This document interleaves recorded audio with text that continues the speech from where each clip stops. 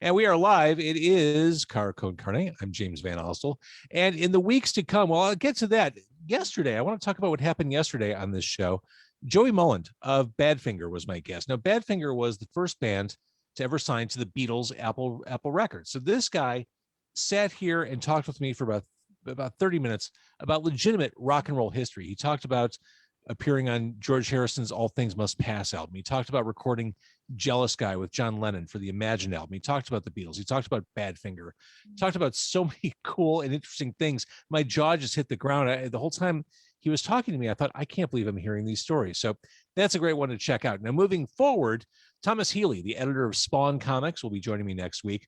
Also, Stephen Kostransky, he is the writer and director of Psycho Gorman, which is hands down the most fun movie you will see in 2021. I love this movie. Writer and director of that movie coming up. Also, the instrumental band Coyote Man will join me next week, as will Milwaukee band Devil's Teeth. Joining me tonight, it is the electro-pop duo known as Butcher and the Florist. Welcome, Jody and Kendall. Lovely to see you both. Awesome. Thanks for having us. One of the many guests, if you're just listening to the podcast, you're one of the many guests I've had who have completely figured out the whole Zoom thing. You got the lighting, the backdrop, like you know what you're doing. You're not messing around here. I mean, this is the way of the world, right? I do meetings every day on Zoom now. Yeah. I think I even have a filter on that makes my skin look good. Oh, I want that filter. So what people can't see, you've got 3 sweet guitars behind you. Yeah, those are Jody's. They're all featured on the Butcher and Florist music, and I got a bunch more downstairs. It was actually a toss-up between this backdrop, or we have a home studio downstairs, and I think the studio downstairs is a little more cave-like and a little darker, which I think isn't necessarily the best thing for a Zoom meeting. So, but it's totally appropriate for your vibe. Yes, definitely, because we got some dark vibes sometimes in some of the music for sure. Are you sitting on the couch where you did all those cover songs? Is that the cover song couch? Yes, this is the cover song couch, the infamous cover song couch. Yeah, it's all happening right here for sure. We do a lot of stuff at home, DIY, make the best what you can, So yeah, this is it. I saw something one of you posted. I can't remember which one on Reddit. I didn't even know this was a thing. There are people on the web, like influencers or bloggers, who will charge people for interview opportunities. Oh, did you see that? Yeah, Jody posted that. We got that on our Instagram. So insane, right? I mean, that's kind of like the pay to play scheme that kind of goes on in Chicago a little bit. But I thought that was outrageous. And for those of you guys that didn't see the Reddit, basically wanted to charge us $120 to be interviewed. So we pay them to interview us, which then goes on to their Instagram that has no interaction or engagement whatsoever. Right. It was insane. Well, yeah, that was the big thing. It's like doing 30 seconds of research, you can see that this person had paid for all their likes and their subscribers, because all their posts had, they had like 2,000 subscribers or followers, but their post only had 10 or 15 engagement, like views on their interviews. And this is someone who's doing it pretty regularly. It was just like, well, what are we doing here? And then it was like this, we'll get you featured on this blog, and then everything's connected. They're all part of the same universe. So then you go to that person, and again, they're paying for likes and subscribes and all that stuff. So I mean, maybe you could charge if you had like a legit serious following and people who were actually that's not okay. That's just wrong. I agree, but that's just sure. It makes me hate the internet. It makes me hate social media when I hear stories like that. Here's how I go about booking. I find people who are interesting, and I say, "Hey, you want to do an interview?" And that's it. Which is exactly how it should work. There it is. No money changes hands. Lots of fun changes hands, but no money. This is just right. It's a mirth exchange. That's it. That's all we're trading here. Right. All right. So your group, the duo, Butcher and the Florist, been around for 4 years. Maybe like 2 or 3. I mean, well, we started releasing covers probably 3 or 4 years ago. We released our first original song in 2019, which was Cruel. Which was Ordinary Love. Okay. We didn't send that one to you though. That's why you don't know it. I think Cruel was probably the first song I played by you. Yes, and that was probably the first song you submitted to you, because our influences and the music we produce, I mean, it all falls under that electric pop umbrella, but we definitely pursue some different avenues. We've done some more like kind of EDM sounding stuff, some more of that like Lady Gaga inspired electro-pop. So we only send you the appropriate songs. Yeah, that kind of fits your vein for sure. Perfect. Well, I was looking at my notes because I keep all my notes for Demo 312 and Carcon Carne. I have the most top-heavy Google Drive account of anyone on earth. And I was going through, I played Cruel for the first time in September of 2019. And in my notes, just things I write to myself so that I know when I listen back or decide to play something, what I'm playing. I wrote the missing link between Missing Persons and Phantogram. So. Hey, Phantogram is definitely a huge influence for us. Yeah, definitely big fans. We were actually like right before COVID or a little before COVID, we were able to actually see them live in Milwaukee, which was really cool. Yeah, well, it's been a junk year for everybody, especially so for musicians. You did something I thought was really interesting. I mean, as the pandemic was just starting, as we were all coming to terms with the reality of what was going on, you two put out a video, like almost a self-help encouraging video of what musicians can do to grow their career while quarantined. And I thought I wanted to see more of this sort of stuff over the past 12 months, like that kind of just benevolent people helping people. Yeah, I mean, I wish we had done more of it too. Like we started off really ambitious with like, we're going to do so much for ourselves and put out lots of content. And, that kind of your ambitions don't always live up to the expectations. But I mean, with that said, we have done a lot to like stay busy and shoot music videos and release stuff. Obviously we just released Quiet Beast. It's trying to like make the best of a crappy situation, try to flip it and do the best you can with what you got. And we were all everyone was in the same situation. And I think like outside of the music industry, like I'm a big fan of comedy. Like I really love comedians and listen to a lot of comedian podcasts, and like looking at what those guys are doing to get stuff out there when they're in the same boat we are. They need to get in front of people and they can't. So people like that have taken a lot of opportunities to flip the script, try new things, and we probably should have taken our own advice a little more, but it was like, what can we do if we can't perform and if we can't get in front of people? So we've got cameras, we've got an internet connection, and we can make music and stuff like that, so it worked out. It totally worked out. So it was last year. Let's talk about videos, because you mentioned videos. Last year was Afraid of Myself. Yes. Afraid of Myself and Lovesick we released last year. And then I don't remember, but it all blurs together. We also did a whole year of covers. Like, was it every week? Every week we released a cover, like every Monday. Every Monday we were releasing for a while, and it was basically like, what's top 40 right now? Let's just do our own kind of version cover of it, and we'd have musicians come in and guest star on it, and that helped, and we kind of tailed off on that and started refocusing. It was a fun way to just kind of like build our brand while we were getting our own music kind of polished and ready to go, so then we could like release music to hopefully an audience.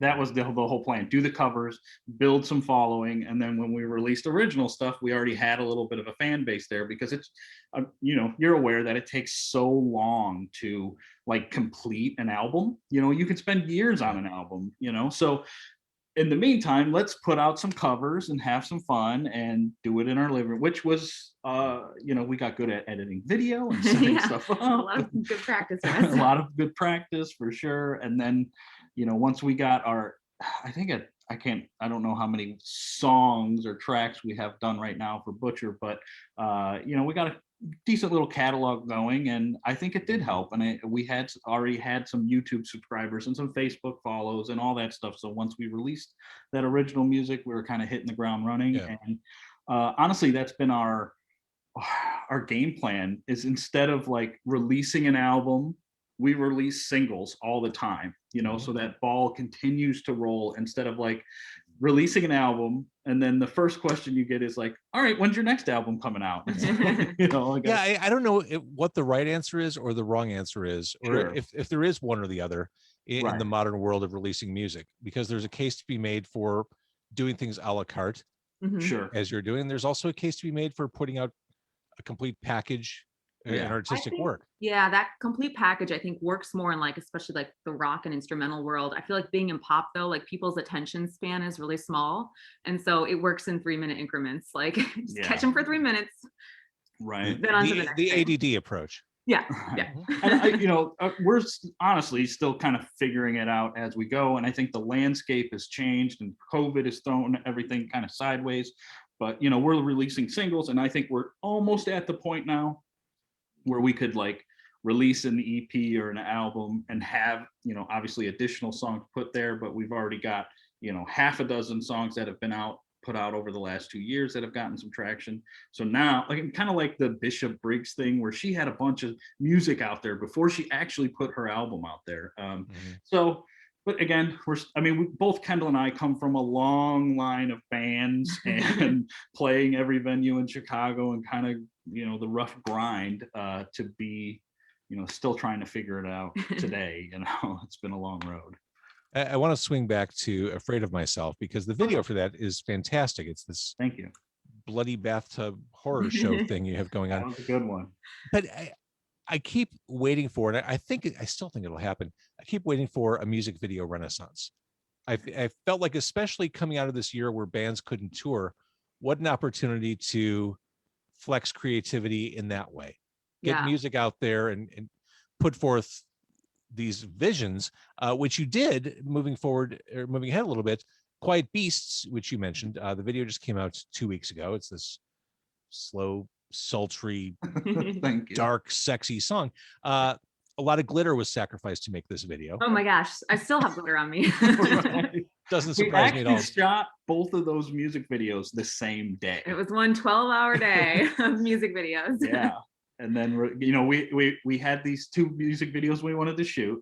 We went to a couple guys, Kyle Rudolph and Josh Jones, local guys who do great video production work. And we were like, hey, we want to shoot these music videos. And they were like, well, budget and timing and everything, like if we just do this all at once. And I get that.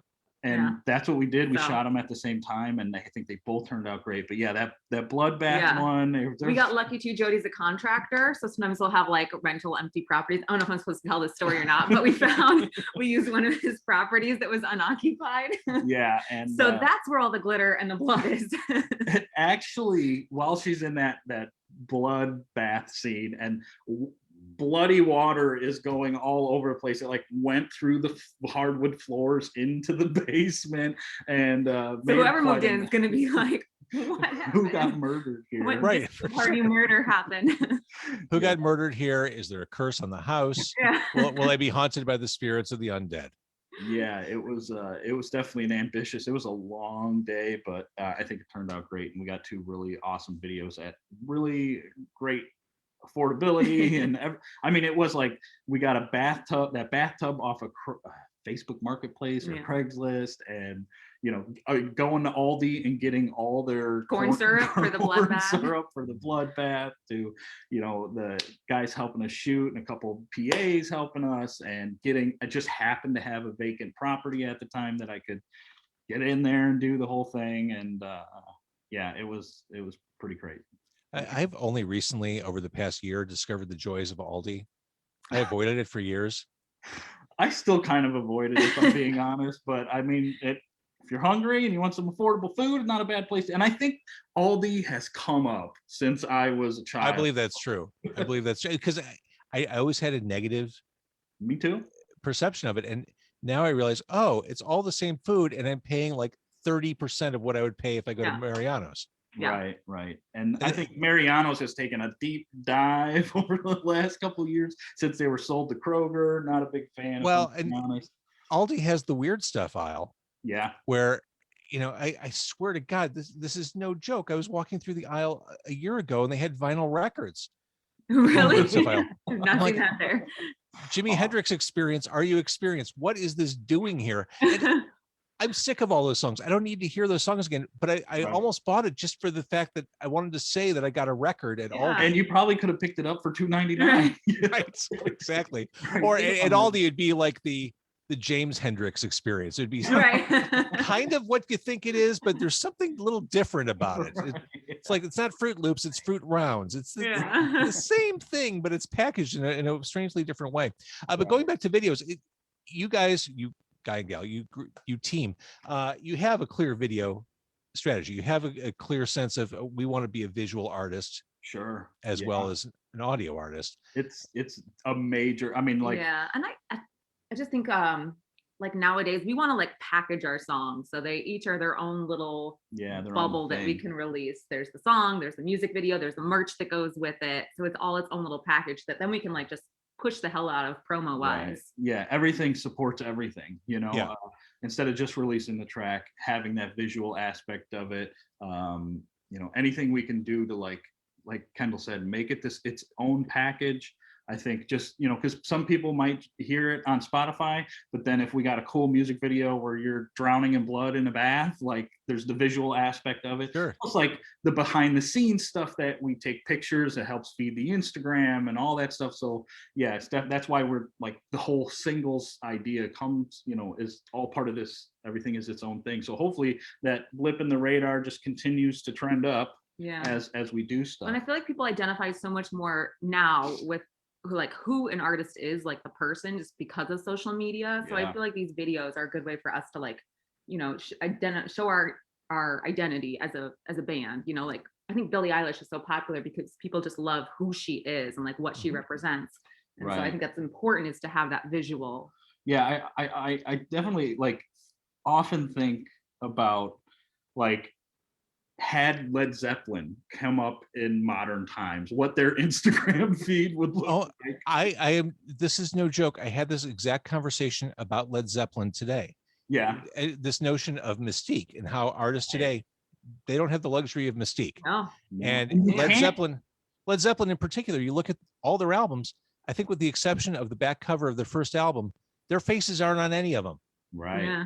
Led Zeppelin 4, Physical Graffiti, Houses of the Holy. It's just cool images, but nary a trace of the band to be found. That's mystique.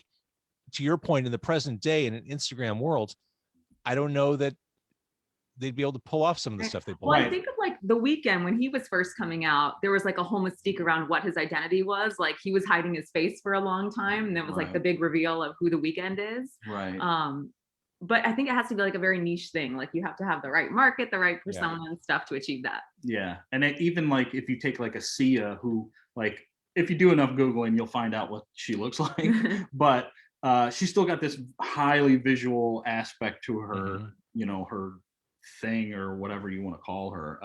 Yeah, but like, and that also like going back to Zeppelin, like all these stories and folklore you hear about Led Zeppelin and their tours, and you know, walking into what's the one where they're in a hotel and they're like spanking a woman with a fish. That was the Hyatt House, right? The Hyatt House on like Sunset Boulevard.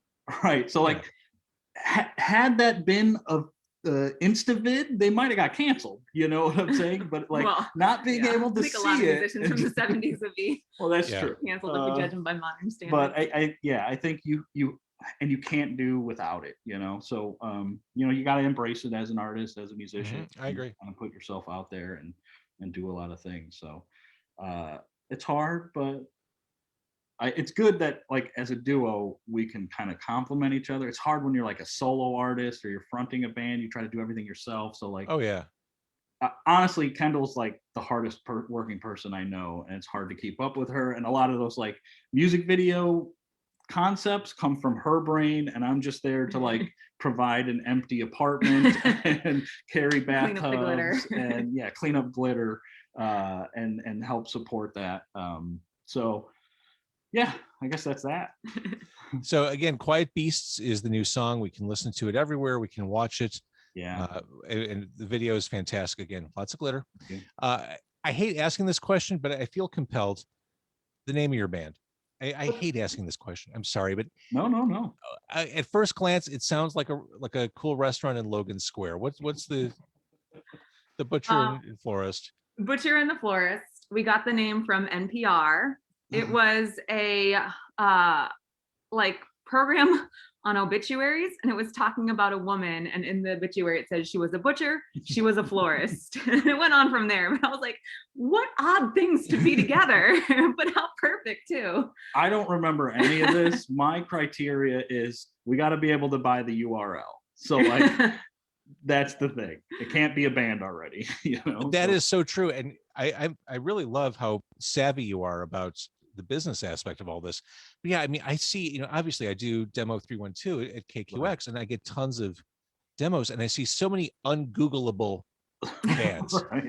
Right. Yeah. Bands who'll turn up on like page 4 of Google search results. Like you gotta have the URL, and then obviously post a bunch to get to be on the front page and do all that.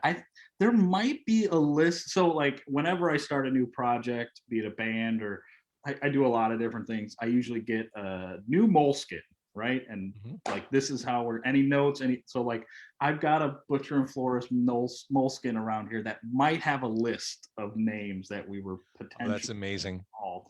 I don't know where it's at right this second. I think I left it at my rehearsal space, but yeah, so like I don't even want to know what we could have been called at this point, but yeah, butcherandtheflorist.com, right?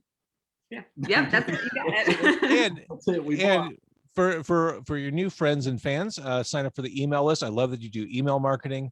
You have an email list. In fact, I'm on that list, and I was alerted earlier tonight that you were going to be on Car Con Carne, which is very exciting to find out. Yeah, we put you blasted on Instagram and Facebook and all that stuff. Yeah. We got merch. This is a Butcher Florist hat. That's my design right there. I designed that. Butcher knives. When you That's join gorgeous. our mailing list, you get free downloads of a few of our songs too. So we give you free stuff. Yeah, we got shirts and sweaters. Where's my Butcher Florist sweater? It's fantastic. All right, so we got the website covered. I love your sound. It's melodic. It's sexy. It's dark. It's cool. It's all those things. So thank you for jumping on tonight and talking about your music. Listen, real quick, I have to say, like, I mean, I grew up in Chicago, listening to Q101, even the Loop, all that stuff. It's kind of surreal to like be zooming with you with a guy that like I can't imagine how many hours of radio I've listened to your voice. Like, up next, this is what we got going on, or the demo 312. Like, this kind of like some bucket list stuff. Next cool. On my list is JBTV. Like, if I go see Jerry Bryant, some local legends. You know what I'm saying? So. Yeah, this is very cool for me, and I'm very excited. And obviously, we really appreciate the support, and playing the tracks on Demo 312 is huge for us. And the first one that you played for us, we had like a listening party right here on this couch. We had we ordered pizzas, and I don't know, about 30 or 40 people in here. Oh, so, I love that.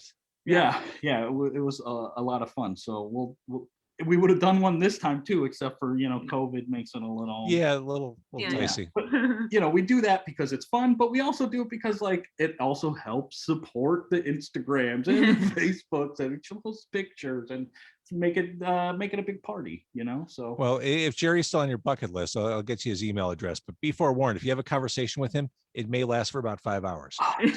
Listen, when I grew up, we were poor and did not have cable. And I did not have MTV.